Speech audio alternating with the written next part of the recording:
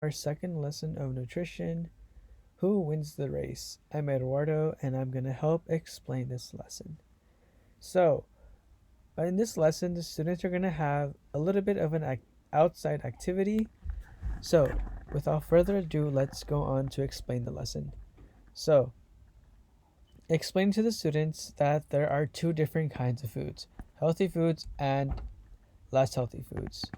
We can also categorize healthy with go and less healthy with slow. So once we have this activity, we're gonna try to bring up class examples, asking for class participation on what could be a go food, would be an apple, an orange, a carrot, or maybe quinoa. A slow food might be hot Cheetos, marshmallows, anything that is not healthy for you. So now that the students have a really good understanding of the difference between go and slow, we can begin the lesson outside. So what we have cards. On these cards, we're gonna have different kinds of foods. Um, we're gonna have go foods, which is all of these that are listed here, and we're also gonna have less healthy foods. They're gonna be categorized as slow. So these are gonna be handed out to you into sheets of paper. Your job is gonna be to cut these into different little cards before you begin the lesson during your preparation hours. So we're gonna have the students go outside in the yard, and it's gonna be kind of like a game of red light, green light. So, given that we have go, that is gonna be the students' green light, and if it's slow, that's gonna be their red light. So, again, these are the foods you're gonna use. So the students are gonna line up on outside on a single line. Usually, it can be against a fence, and whoever gets whoever reaches a certain point, once we go through all the cards, those students are going to be considered the winners. So we're going to first, because it might be a little bit the students might be a little hesitant, we're going to give a couple of test runs. So you can say banana, strawberries, spinach, and you can also throw in hot Cheetos.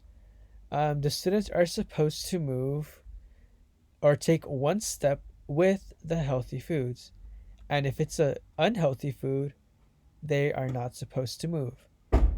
If they do end up, let's say you say hot Cheetos, and one student moves forward, well, that student, because they moved on an unhealthy food, they are going to have to go all the way back to the starting point.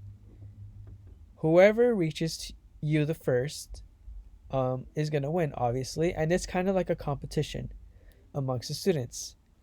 Try to explain to the students that if they think something is healthy, they should go forward, to not hesitate, and that they shouldn't follow the crowd per se. So let's say you say spinach omelet. Maybe one student thinks it's healthy and the rest of the class thinks it's unhealthy.